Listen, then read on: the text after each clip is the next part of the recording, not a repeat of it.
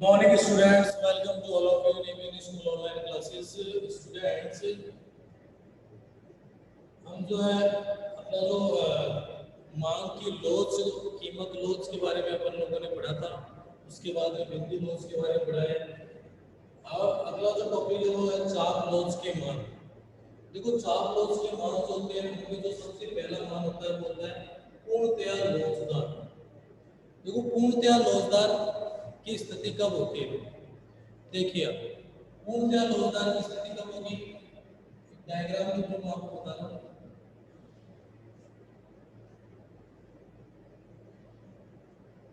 पूर्णतया लोचदार की स्थिति कब होगी?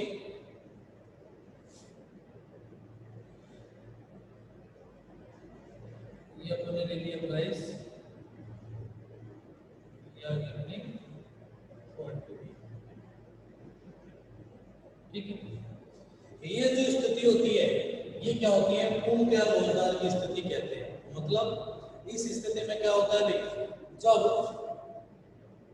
जब क्या होता है भाई?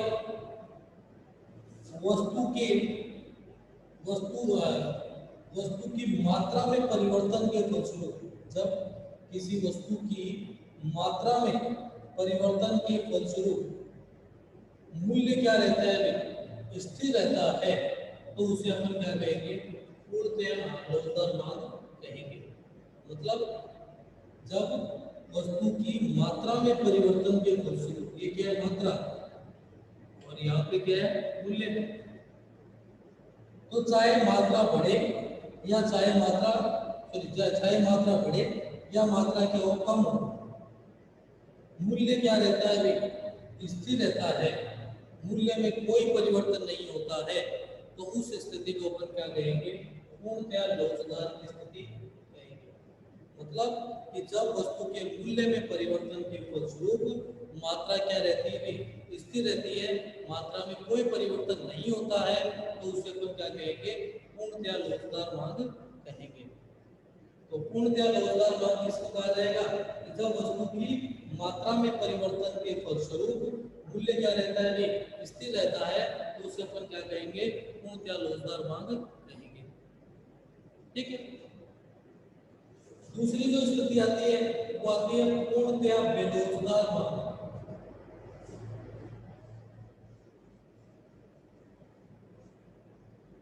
पूर्णतया बेरोजगार,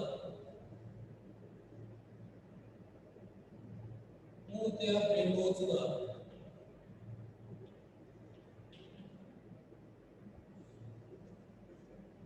देखो, पूर्णतया बेरोजगार में क्या होता है भाई?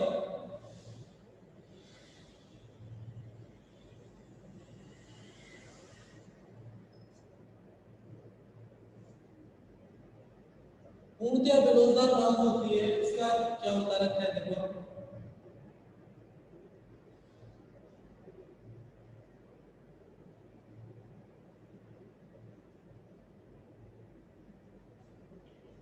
ये प्राइस ले लिया हमने और ये अपनी क्या है?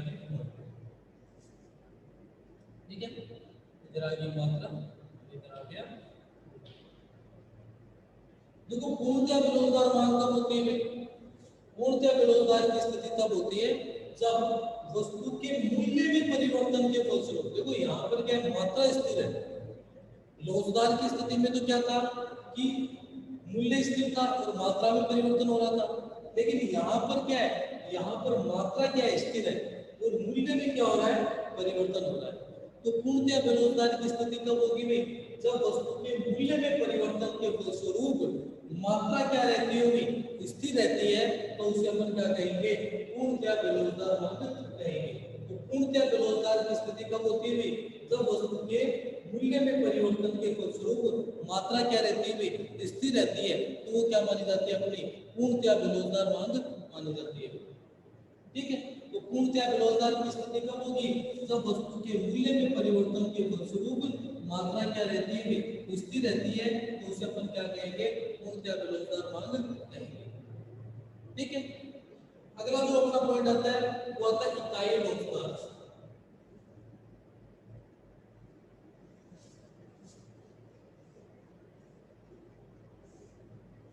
इकाई रोजगार, इकाई रोजगार।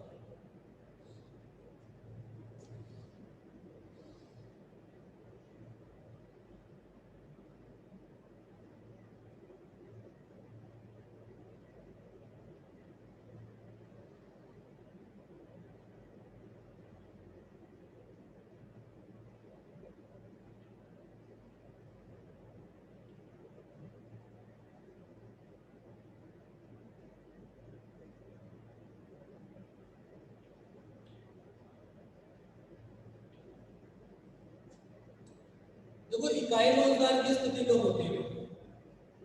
इकाई रोजगार की स्थिति में क्या है? देखो इकाई रोजगार की स्थिति में क्या बता रहा है? इकाई रोजगार की स्थिति वहां होती है कि जब वस्तु के मूल्य एवं वस्तु की मात्रा में, जब वस्तु के मूल्य, ये तो मूल्य हो गया, और ये क्या होगी? मात्रा।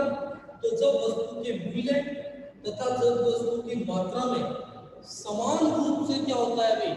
परिवर्तन होता है, तो उसे अपन क्या कहते हैं भाई? इकाई रोजगार मांग कहेंगे। तो इकाई रोजगार मांग कब होगी भाई? जब वस्तु के मूल्य और वस्तु की मात्रा में समान रूप से क्या होता है भाई? परिवर्तन होता है, तो उसे अपन क्या कहेंगे भाई? इकाई रोजगार की स्थिति कहेंगे या इकाई रोजगार मांग कहेंगे। तो इकाई रोजगार मांग कब होती है भाई? जब वस्तु के मूल्य और मात्रा में क्या होता है भाई? समान रूप से परिवर्तन होता है, इक्वल परिवर्तन हो रहा है, तो उसे अपन क्या कहेंगे? इकाई रोजगार की स्थिति कहेंगे या इकाई रोजगार मांग कहेंगे। ठीक है, ये अपनी क्या होगी? तीसरी स्थिति होगी। चौथी स्थिति जो वो है इकाई से अधिक रोजगार।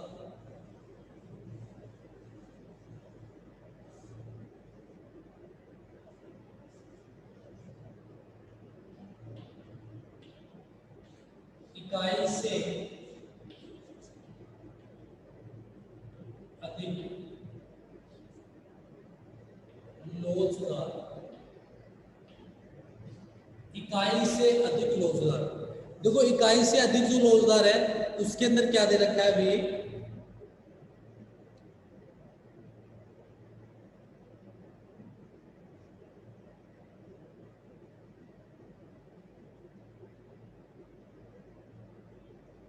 इकाई से अधिक रोजगार में आप देखो,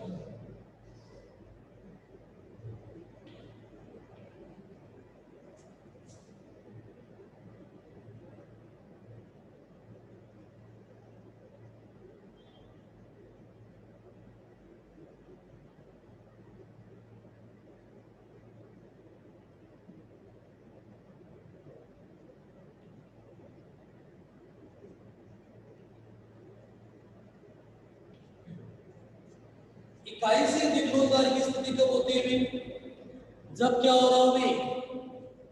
मूल्य में परिवर्तन की अपेक्षा मात्रा में, जब मूल्य में परिवर्तन की अपेक्षा मात्रा में अधिक परिवर्तन हो रहा हो, जब मूल्य में परिवर्तन की अपेक्षा मात्रा में अधिक परिवर्तन हो रहा हो, तो उसे क्या कहेंगे? इकाई से अधिक रोजगार मांग कहेंगे या इकाई से अधिक रोजगार की स्थिति कहेंगे। तो इकाई से अधिक रोजगार की स्थिति कब होती है? कि जब मूल्य में परिवर्तन की तुलना में मात्रा में क्या होता है भाई? अधिक परिवर्तन होता है। जब मूल्य परिवर्तन की तुलना में मात्रा में अधिक परिवर्तन होता है, तो उसे क्या कहेंगे? इकाई रोजगार मांग कहेंगे। तो इकाई रोजगार मांग किसे कहेंगे भाई? जब मूल्य में परिवर्तन की तुलना में मात्रा में क्या होता है भाई? अधिक परिवर्तन होता है, तो उसे अपन क्या कहेंगे? इकाई से अधिक रोजगार मांग कहेंगे। यहाँ आप देख रहे होंगे कि मूल्य में परिवर्तन क्या हो रहा है?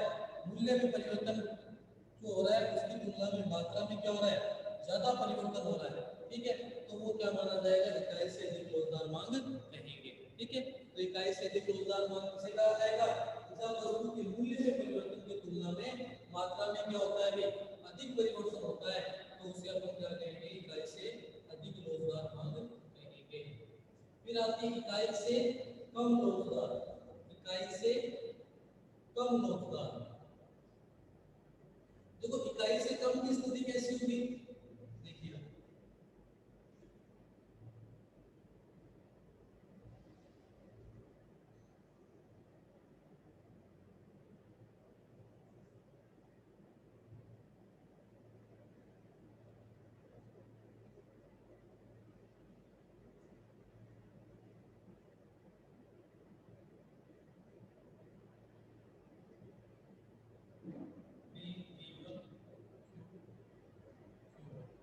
देखिए, इकाई से कम लोचदार, इकाई से कम लोचदार की स्थिति कहाँ होगी भी?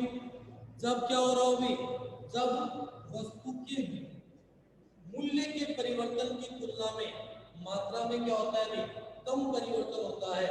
जब वस्तु के मूल्य में परिवर्तन की तुलना में मात्रा में क्या होता है भी? कम परिवर्तन होता है, तो उसे अपन क्या कहेंगे? इकाई से कम लोचदार मांग कहेंगे। तो इकाई से कम लोचदार मांग किसे कहा जाएगा? जब वस्तु के मूल्य में परिवर्तन की तुलना में मात्रा में क्या होता है भी? कम परिवर्तन होता है, तो उसे क्या कहा जाता है भी? इकाई से कम लोचदार मांग कहा जाता है। तो इकाई से कम लोचदार की स्थिति कब होगी? जब वस्तु के मूल्य में परिवर्तन की तुलना में मात्रा में क्या होता है भी? कम परिवर्तन होता है, तो उसे इकाई से कम लोचदार मांग कहेंगे। यहाँ आप देख रहे होंगे मूल्य में परिवर्तन क्या हो रहा है? अधिक हो रहा है, और मात्रा में परिवर्तन क्या हो रहा है? कम हो रहा है। तो इसलिए इसे क्या कहा जाता है भी? कि जब वस्तु के मूल्य में परिवर्तन की तुलना में मात्रा में क्या होता है? कम परिवर्तन होता है, कम परिवर्तन हो रहा है, तो उसे अपन क्या कहेंगे? इकाई से कम लोचदार मांग कहेंगे। ठीक है, वो क्या मान जाएगी? इकाई से कम लोचदार मांग मान जाएगी। ये तो अपने क्या हो गए? इकाई चाप लोच के मान आपको बता दिए, चाप लोच के मान आपको बता दिए। अब जो अगला जो अपनाया हुआ है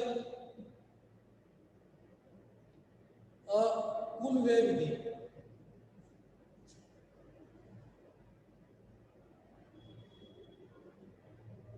कुल व्यय विधि,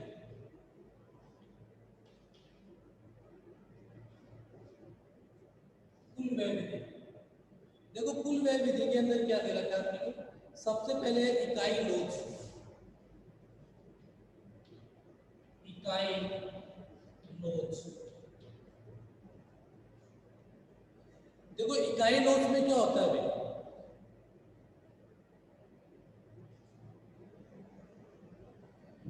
इकाई लोच की स्थिति कब होती है?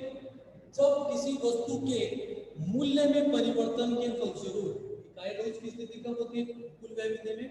जब किसी वस्तु के मूल्य में परिवर्तन के फलस्वरूप उस पर किए जाने वाले कुल व्यय में कोई परिवर्तन नहीं होता है। जब किसी वस्तु के मूल्य में परिवर्तन के फलस्वरूप उस पर किए जाने वाले कुल व्यय में कोई परिवर्तन नहीं होता है, तो उसे अपन क्या कहेंगे? इकाई लोच कहेंगे। एक एग्जांपल से अपन समझते हैं। जैसे कोई वस्तु है, उसका मूल्य कितना है, उसकी प्राइस कितनी है, उसकी प्राइस दे रखी है 5 रुपीज, ठीक है, और क्वांटिटी दे रखी है अपने को, क्वांटिटी दे रखी है अपने को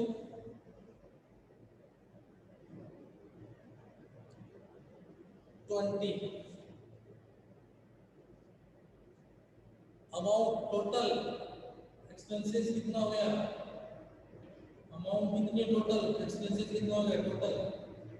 टोटल एक्सपेंसेस अमाउंट कितनी होगी अपनी? 100। अब क्या हो गया अभी? अब इकाई लोच का अपन ने क्या पढ़ा कि जब वस्तु के मूल्य में परिवर्तन के फलस्वरूप उस पर किए जाने वाले कुल व्यय में कोई परिवर्तन नहीं होता है, मूल्य में परिवर्तन के फलस्वरूप उस पर किए जाने वाले व्यय में कोई परिवर्तन नहीं होता है, तो उसे अपन क्या कहेंगे? इकाई लोच कहेंगे। तो दूसरी स्थिति में मान लो कि वस्तु का मूल्य कितना हो गया? 10 रुपये हो गया, तो अपन क्या करेंगे? उनकी क्वांटिटी क्या कर देंगे? कम कर देंगे। तो कुल व्यय अभी भी क्या है? उतना ही बना हुआ है। तो मूल्य में परिवर्तन होने से कुल व्यय में कोई परिवर्तन नहीं हो रहा है, कुल व्यय उतना ही किया जा रहा है, ठीक है। तो उसे अपन क्या कहेंगे? इकाई लोच की स्थिति कहेंगे। तो इकाई लोच की स्थिति कब होती है भी? जब वस्तु के मूल्य में परिवर्तन के फलस्वरूप उस पर किए जाने वाले कुल व्यय में कोई कमी नहीं होती है या कोई परिवर्तन नहीं होता है, तो उसे अपन क्या कहेंगे? इकाई लोच कहेंगे। दूसरी स्थिति कब होती है भी? दूसरी आती है इकाई से अधिक लोचदार। इकाई से अधिक लोचदार, इकाई से अधिक लोचदार। देखो, इकाई से अधिक लोचदार की स्थिति कब होती है? जब क्या होता है? इकाई से अधिक लोचदार की स्थिति जब वस्तु के मूल्य में वृद्धि से उस पर किए जाने वाले व्यय में कमी तथा वस्तु के मूल्य में कमी से, देखो क्या होता है कि जब वस्तु के मूल्य में वृद्धि से, जब वस्तु के मूल्य में वृद्धि से उस पर किए जाने वाले कुल व्यय में कमी, और जब वस्तु के मूल्य में कमी से उस पर किए जाने वाले कुल व्यय में वृद्धि होती है, तो उसे अपन क्या कहते हैं, इकाई से अधिक रोजगार मांग कहते हैं। कुल व्यय विधि के अंदर अपन क्या कहेंगे, उसे इकाई से अधिक रोजगार मांग कहेंगे। तो इकाई से अधिक रोजगार मांग किसे कहा जाता है भाई, जब वस्तु के मूल्य में वृद्धि से, ठीक है, उस पर किए जाने वाले कुल व्यय में क्या होती है, कमी, और जब वस्तु के मूल्य में कमी से उस पर किए जाने वाले कुल व्यय में क्या होती है, वृद्धि, तो उसे अपन क्या कहते हैं भाई, इकाई से अधिक रोजगार मांग कहते हैं। इकाई से अधिक रोजगार मांग की स्थिति को अपन देखते हैं, जैसे कि एग्जांपल से बताता हूं मैं। जैसे कोई प्राइस है, कितना प्राइस अपने को दे रखा है, प्रोडक्ट की प्राइस है 500, क्वांटिटी है 100, और अमाउंट है अपनी वो दे रखी है अपने को 50,000। अब क्या हो गया, प्रोडक्ट की प्राइस क्या होगी, इंक्रीज होगी। प्रोडक्ट की प्राइस इंक्रीज होगी, कितनी हो रही है, सॉरी डिक्रीज होगी, कितनी हो रही है 400। प्रोडक्ट की प्राइस डिक्रीज होगी, क्या होगी 400। तो उस टाइम अपन क्या कर रहे हैं, 150 यूनिट खरीद रहे हैं, और अपना टोटल खर्चा कितना हो रहा है 60,000, ठीक है। तो ये क्या है, इकाई से अधिक रोजगार की स्थिति कहते हैं कि जब वस्तु के मूल्य में, जब वस्तु के मूल्य में कमी से, ठीक है, कुल व्यय में क्या होती है भी, जैसे वस्तु का मूल्य कम हुआ तो कुल व्यय में क्या हो रही है, वृद्धि, ठीक है। जब वस्तु के मूल्य में कमी से कुल व्यय में क्या होती है, वृद्धि, ठीक है। और जब वस्तु के मूल्य में वृद्धि से कुल व्यय में क्या होती है, कमी, तो उसे अपन क्या कहेंगे, इकाई से अधिक रोजगार की स्थिति कहेंगे, ठीक है। तो ये क्या होती है, इकाई से अधिक रोजगार की स्थिति कहलाती है जब वस्तु के मूल्य में कमी से उस पर किए जाने वाले कुल व्यय में वृद्धि होती है, और वस्तु के मूल्य में वृद्धि से उस पर किए जाने वाले कुल व्यय में क्या होती है, कमी होती है। तो वो स्थिति क्या कहलाती है, अपनी इकाई से अधिक रोजगार की स्थिति कहलाती है, ठीक है। उसके बाद में अगला जो पॉइंट आता है वो आता है इकाई से कम रोजगार। इकाई से कम रोजगार की स्थिति कहाँ होती है, इकाई से कम रोजगार, देखो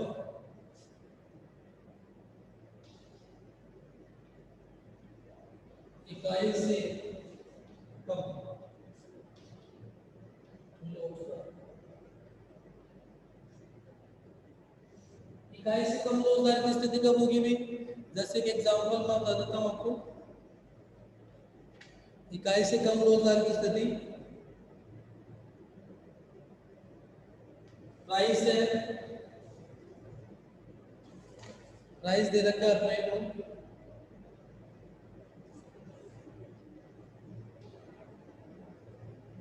क्वांटिटी है, और टोटल एक्सपेंसेस जो है वो है अपना,